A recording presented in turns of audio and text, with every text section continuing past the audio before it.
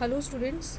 आज हम आपकी एनसीईआरटी बुक का चैप्टर 9 जिसका नाम है शासक और इतिवृत्त मुगल दरबार लगभग 16वीं से 17वीं शताब्दियाँ, इस चैप्टर के बारे में आज हम पढ़ेंगे। और सबसे पहले हम जानेंगे कि इतिवृत्त होते क्या हैं। ठीक है बेटा। तो इतिवृत्त ऐसे ग्रंथ होते हैं जिसमें घटनाओं का काल अनुसार वर्णन किया जाता है। ठीक है, मतलब वो ऑर्डरली फॉर्म में होते हैं कि पहले कौन सी घटना घटी, उसके बाद कौन सी घटना घटी, उसके बाद कौन सी घटना घटी। तो वो सारे कैसे होते हैं, एक काल के अनुसार उन घटनाओं का वर्णन किया जाता है। ऐसे लेखों को या ऐसे ग्रंथों को इतिवृत्त कहा जाता है। और इन इतिवृत्त में हमें मुग़ल साम्राज्य के बारे में जानने के लिए बहुत सारी जानकारियाँ हमें मिलती हैं। हम इसमें राजा के बारे में, उसके परिवार के बारे में, दरबार के बारे में, ठीक है, और अभिजात युद्ध वगैरह जो भी उन्होंने मुग़ल शासकों ने जो युद्ध लड़े थे उसके बारे में हम इन इतिवृत्त के माध्यम से जान सकते हैं। अब जो ये आपका सब टॉपिक है मुग़ल शासक और उनका साम्राज्य, इसके बारे में हम थोड़ा सा जानेंगे। तो जो मुग़ल शब्द है वो कहाँ से निकला है। मुग़ल शब्द है, उसका जो उत्पत्ति हुई है वो मंगोल शब्द से हुई है। ठीक है, मंगोल शब्द से हुई है, क्योंकि जो मुग़ल थे वो माता की ओर से मंगोल जो था ना, चंगेज़ खान, उनके वंशज थे। ठीक है, और पिता की ओर से वो तैमूर के वंशज थे, जिनको तैमूरी कहा जाता था उनको।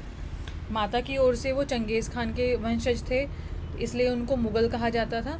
और पिता की ओर से उनको तैमूरी कहा जाता था, क्योंकि वो एक तुर्की शासक है तिमूर, उनके वंशज थे। ठीक है बेटा। और 16वीं शताब्दी में जो यूरोपियंस थे, उन्होंने भारतीय परिवार के इस टाइम पे 16वीं से 17वीं शताब्दी में जिस भी भारतीय शासकों ने वो किया था, शासन किया था, उनको मुग़ल शब्द से उनको पुकारा था। तो उनको मुग़ल शब्द दिया था यूरोपियनों ने। 16वीं शताब्दी के दौरान जिस भी भारतीय शासक ने इस टाइम पे शासन किया, उनको क्या नाम दिया गया, मुग़ल। ठीक है। और आपने मोगली के बारे में तो सुना ही होगा। जो मोगली है उसका जो नाम है, जो मोगली का जो नाम है, वो भी यही समझा जाता है कि वो भी मुग़ल से ही आया है। ठीक है। मोगली के बारे में आपने सुना होगा। एक जंगल बुक नाम की किताब है जो कि रडियार्ड किपलिंग में है। उसका जो मेन कैरेक्टर है मोगली, उसका जो नाम है वो भी मुग़ल शब्द से ही निकला है। और बेटा जो मुग़ल साम्राज्य है उसकी नींव भारत में ज़हीरुद्दीन बाबर ने रखी थी। ठीक है, ज़हीरुद्दीन बाबर ने रखी थी।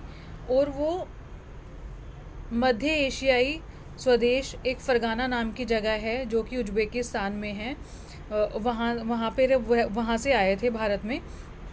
और फ़रगाना से उनको जो उनके दुश्मन थे ना, उज़्बेक, उन्होंने भगा दिया था। तो भागकर वो काबुल चले गए थे। लेकिन जब उनको अपने लोगों के लिए संसाधनों की कमी महसूस हुई तो वो कहाँ पर आ गए, भारत में आ गए। और भारत में आने के बाद उन्होंने कौन सी लड़ाई लड़ी थी, पानीपत की प्रथम लड़ाई लड़ी थी। ठीक है, उन्होंने ये देखो, पानीपत का प्रथम युद्ध हुआ, किसके बीच में हुआ था, बाबर के बीच में और लोदी वंश के जो एक राजा थे, सुल्तान थे इब्राहिम लोदी, उनके बीच में, जिसमें इब्राहिम लोदी की हार हो गई थी। और बाबर ने भारत में मुग़ल साम्राज्य की नींव रखी थी। और ये जो युद्ध है वो 21 अप्रैल 1526 में हुआ था। और इस युद्ध में सबसे पहले गोला बारूद का इस्तेमाल भी किया गया था। ये देखो, ये बाबर है। ठीक है, ये जो बाबर है, इन्होंने, ये आपको मैप में फ़रगाना नाम की जगह दिख रही होगी जो कि उज़्बेकिस्तान में है। तो वो यहीं से ही आया था, वो यहीं पे रहता था। यहीं से फिर वो पहले काबुल गया, काबुल से वो भारत में आया। ठीक है बेटा। बाबर के बाद उनके जो उत्तराधिकारी थे वो थे उनके पुत्र थे, जिसका नाम था हुमायूं। देखो, आपको यहाँ पे फ़ोटो में भी दिख रहा होगा हुमायूं। ठीक है। तो जो नसरुद्दीन हुमायूं थे, उन्होंने 2 टाइम पीरियड में भारत पे शासन किया था। एक तो 1530 से लेके 1540 के बीच में, और फिर 1555 से लेके 56 के बीच में। ऐसा क्यों हुआ? क्योंकि जो हुमायूं था उसको एक अफ़गान नेता था शेरशाह सूरी, उन्होंने उनको हरा दिया था और हुमायूं भाग के ईरान के सफ़ावी शासकों के पास चले गए थे। ठीक है, कुछ देर तक वो वहीं पे रहे जब तक शेरशाह सूरी की मृत्यु नहीं हुई। जब शेरशाह सूरी मर गए थे वो फिर 1555 में भारत में आए और उन्होंने एक वर्ष शासन करने के बाद 1556 में उनकी पुस्तकालय की सीढ़ियों से गिरने की वजह से उनकी मृत्यु हो गई थी। हुमायूं के बाद उनके जो उत्तराधिकारी थे वो थे जलालुद्दीन अकबर। अकबर के आपने अकबर के बारे में तो आपने वैसे भी बहुत सारी मूवीज़ भी देखी हैं, उनके बारे में बहुत ज़्यादा सुना भी है। तो वो मुग़ल साम्राज्य के सबसे ज़्यादा महान और महत्वाकांक्षी शासक माने जाते हैं। ठीक है बेटा, ये जलालुद्दीन अकबर जो थे वो मुग़ल साम्राज्य के सबसे महत्वाकांक्षी शासक माने जाते हैं। ठीक है, और उन्होंने अपने साम्राज्य को बहुत ज़्यादा विशाल बनाया और बहुत ज़्यादा मजबूत बनाया था। और अकबर ने ही अपना जो मुग़ल साम्राज्य है उसको हिंदकुश पर्वत तक पहुंचा दिया था। ये देखो, ये आप मैप में भी देख रहे हो, हिंदकुश लिखा हुआ है ना यहाँ पे साइड में। ठीक है, तो ये कश्मीर से ऊपर जाके साइड में अफ़गानिस्तान है जहाँ पे, वहाँ पे हिंदकुश पर्वत है। तो जो अकबर थे उन्होंने अपने साम्राज्य को हिंदकुश पर्वत तक पहुँचा दिया था।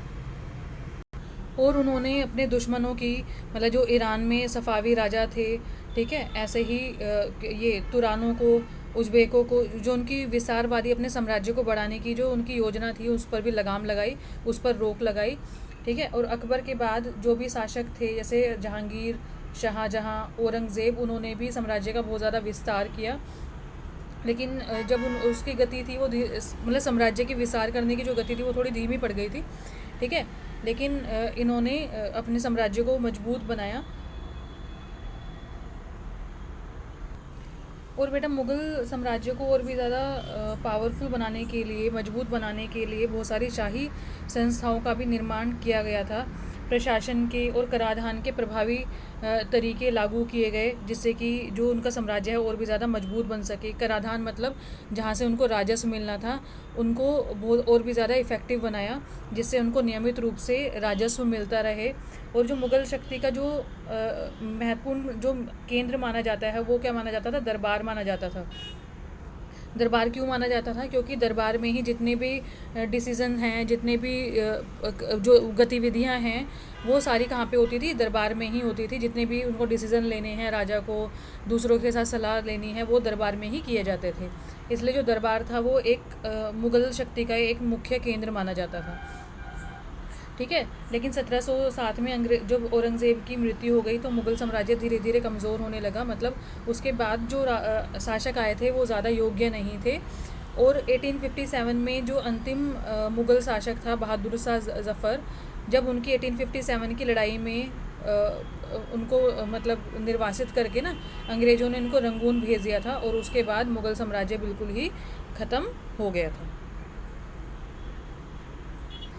अब हम आपके सब टॉपिक सेकंड इतिवृत्तों की रचना पर आ गए हैं। तो जैसे कि मैंने बताया था इतिवृत्त का शाब्दिक अर्थ क्या होता है, जैसे मैंने साइड में यहाँ पे लिखा भी हुआ है। इति मतलब होता है घटना और व्रत मतलब होता है वृतांत। मतलब जब हम किसी भी घटना का क्रम के अनुसार, समय के अनुसार वर्णन करते हैं उसको बोलते हैं इतिवृत्त।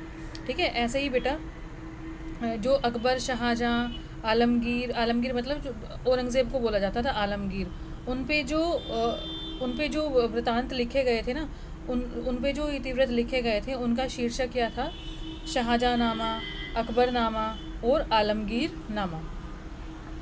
ठीक है, और जो इतिवृत्त हैं उनमें जैसे कि मैंने आपको पहले भी बताया था, इतिवृत्त में शासक के परिवार के बारे में लिखा जाता था, दरबार के बारे में लिखा जाता था, अभिजात वर्गों के बारे में, युद्ध के बारे में, उन्होंने उस राजा ने क्या क्या प्रशासनिक व्यवस्थाएं अपनाई हैं, इन सब के बारे में उसमें लिखा जाता था। अब है आपका सब टॉपिक 2.1 तुर्की से फ़ारसी की ओर।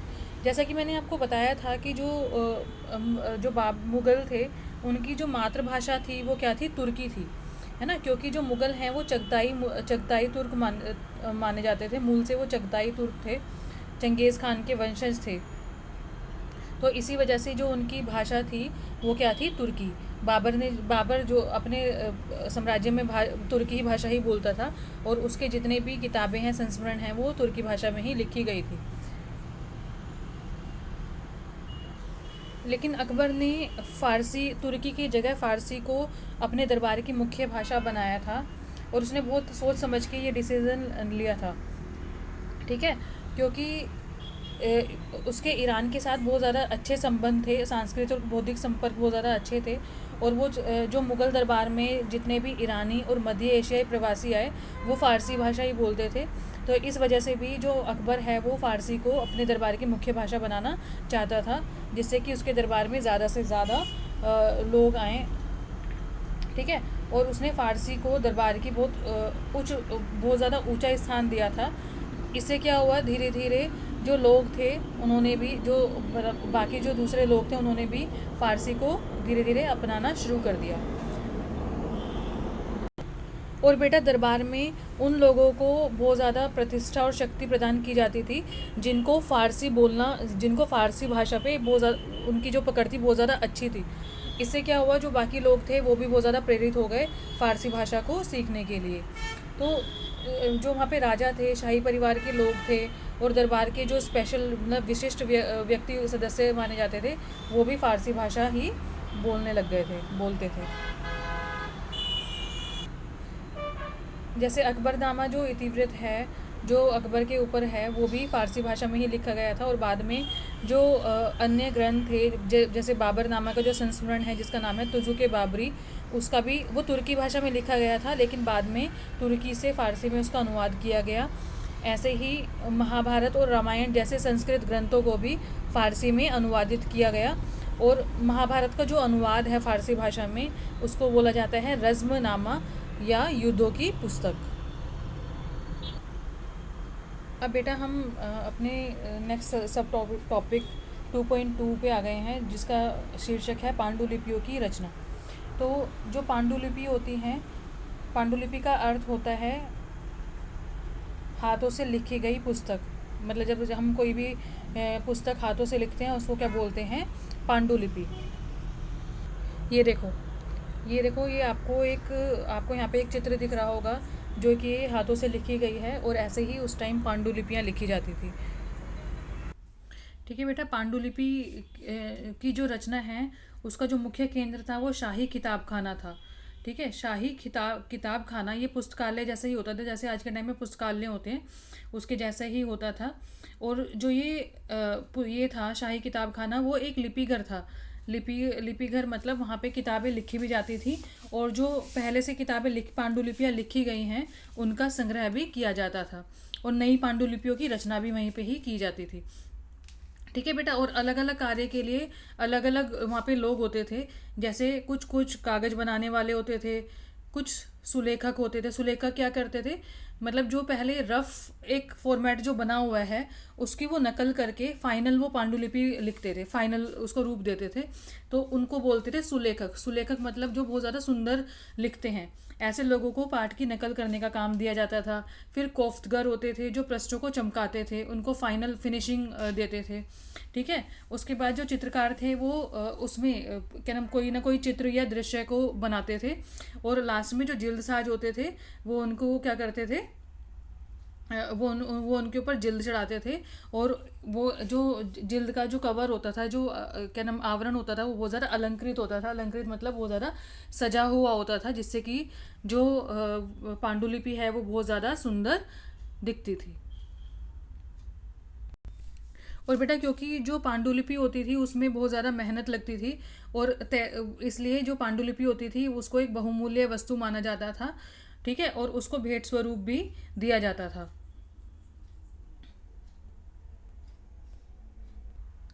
और बेटा जो सुलेखन है वो हाथ से लिखने की एक बहुत ज़्यादा मतलब बहुत अच्छा कौशल माना जाता था, एक स्किल मानी जाती थी। जो ऐसे लिख सकता था हाथ से सुंदर सुंदर, एक कौशल माना जाता था, ठीक है। और अकबर की जो पसंदीदा शैली थी लिखने की वो नस्तलिक थी। जैसा कि मैंने आपको बताया था, नस्तलिक में क्या नाम बहुत ज़्यादा एक तरल शैली है जिसमें लंबे और सपाट तरीके से लिखा जाता है। जैसे आज के टाइम में आप कर्सिव राइटिंग देखते हो ना, बिना रुके बिल्कुल प्रवाही ढंग से बिना रुके उस पर लिखा जाता था। और वो कैसे लिखते थे, सरकंडे की तिल्ली जो होती थी उसकी एक कलम बनाई जाती थी जिसमें एक चीरा लगाया जाता था नोक पे, और उसको फिर शाही में डुबाकर उसे लिखा जाता था। ये आपको साइड में 9.3 का जो चित्र दिख रहा है वो भी एक नस्तलिक शैली में ही लिखा हुआ एक पन्ना है। आप देख सकते हो कि इसमें कैसे प्रवाही ढंग से लिखा हुआ है। ठीक है बेटा, तो ये अकबर के काल का है। अब हम आ जाते हैं अपने नेक्स्ट सब टॉपिक पर, थर्ड, जिसका नाम है रंगीन चित्र। जैसा कि मैंने बताया था, पांडुलिपियों में चित्र भी बनाए जाते थे, और जो ये चित्र होते थे वो कैसे होते थे, लघु चित्र होते थे। और ये चित्र इसी वजह से बनाए जाते थे जिससे कि जो भी घटना है जिसके बारे में लिखा गया है उसको और अच्छे ढंग से प्रस्तुत किया जा सके चित्रों के माध्यम से, आसानी से वो जो कंटेंट है वो आसानी से समझ आ जाए। और जो ये चित्र होते थे लघु चित्र होते थे, मतलब छोटे छोटे चित्र बनाते थे वो उस पर। ठीक है, और जो सुलेखक होता था जब वो पांडुलिपियाँ लिखता था तो वो बीच में जगह छोड़ देता था चित्र बनाने की, जिससे कि जो चित्रकार है वो बाद में उसमें चित्र बना सके। और चित्र क्यों बनाए जाते थे, क्योंकि चित्र ना केवल किसी पुस्तक की सौंदर्य बढ़ाते हैं, बल्कि अगर जैसे कोई कुछ विचार होते हैं जो कि लिखित माध्यम से हम लोगों के सामने नहीं रख सकते, तो उसको चित्रों के माध्यम से भी दर्शाया जाता था। इसी वजह से जो इतिहासकार अबुल फजल हैं, उन्होंने चित्रकला को एक जादुई कला बोला है, क्योंकि चित्रों के माध्यम से हम किसी भी निर्जीव वस्तु में जान फूंक सकते हैं, उसको हम ऐसा दिखा सकते हैं कि जैसे उसमें जीवन हो। और जैसा कि मैंने आपको बताया था कि बादशाह और उसके दरबार में जो रूढ़िवादी मुसलमान थे उनके बीच में हमेशा तनाव का माहौल बना रहता था, क्योंकि जो रूढ़िवादी मुसलमान थे उनका ये मानना था कि इस्लाम में मनुष्य के चित्रों की या किसी भी जीवधारी के चित्रों की बनाने की मनाही है, क्योंकि ऐसा करने से जो चित्रकार है वो ईश्वर की शक्ति को अपने हाथ में लेने का प्रयास करता है।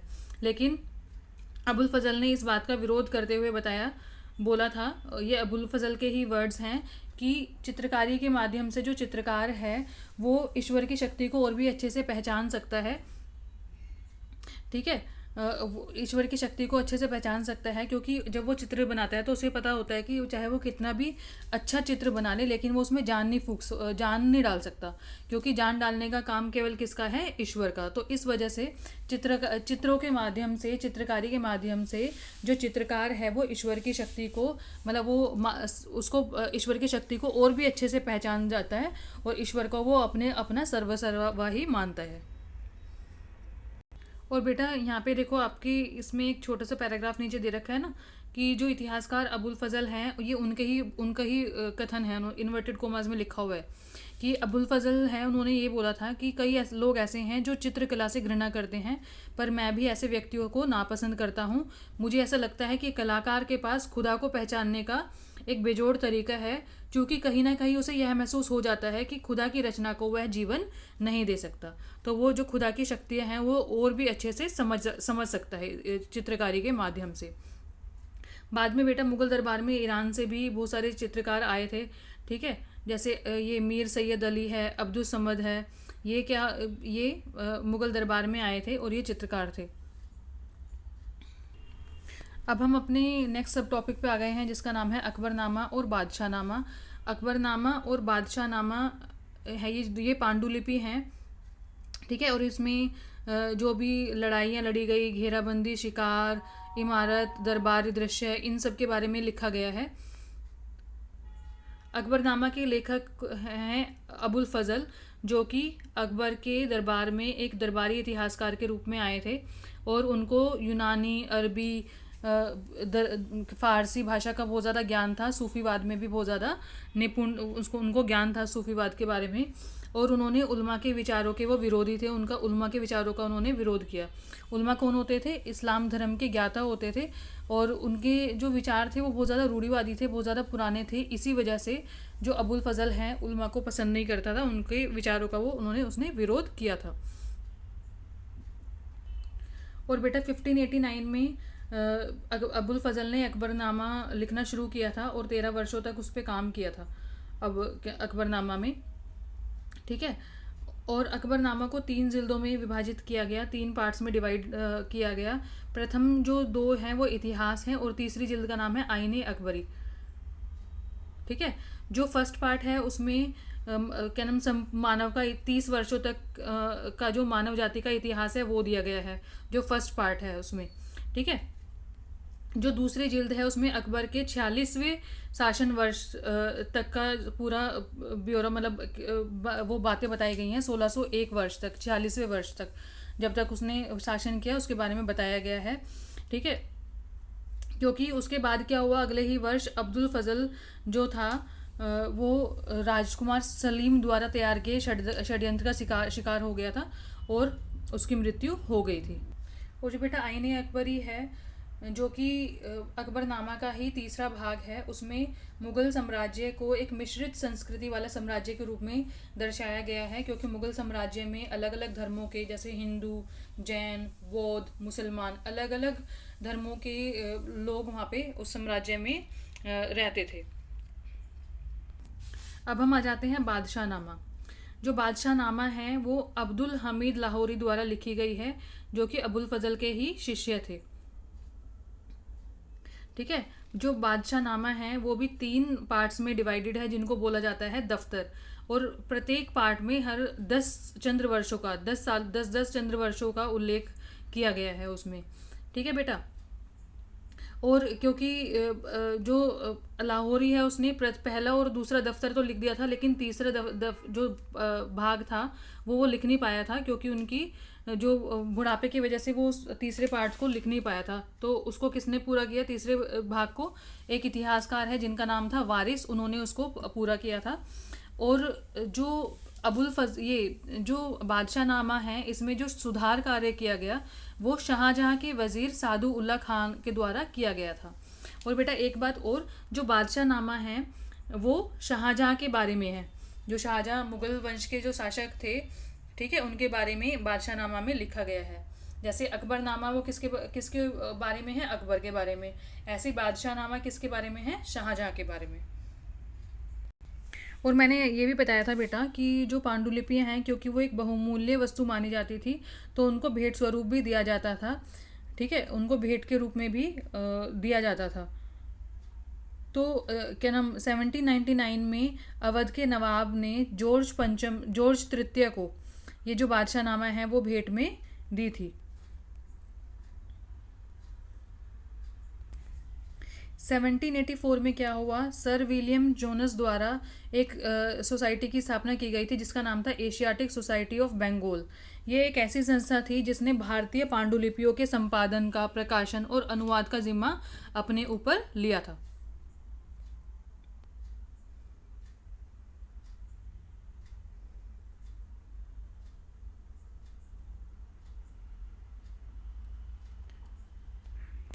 बेटा और जो अकबरनामा है उसका अंग्रेजी में भी अनुवाद किया गया था। 20वीं शताब्दी के आरंभ में हेनरी बेवरेज ने अकबरनामा का अंग्रेजी में अनुवाद किया था, और बादशाह नामा के केवल कुछ ही अंशों का अभी तक अंग्रेजी में अनुवाद हो पाया है। ये देखो, आपको कुछ मैंने, ये है मुग़ल काल में जो चित्रकारी वगैरह की जाती थी उसके बारे वो मैंने दिखाया है थोड़ा सा आपको यहाँ पे। तो बेटा आज के लिए इतना ही। मैंने जो गूगल मीट पर क्लास ली थी उसका सारा वो जो सारा मैंने इस वीडियो में कवर कर दिया है। नेक्स्ट क्लास में हम अपना नेक्स्ट टॉपिक करेंगे, टॉपिक 5th है जो हमारा। तो सभी बच्चों को ये वीडियो देखनी है। ओके बेटा, थैंक यू।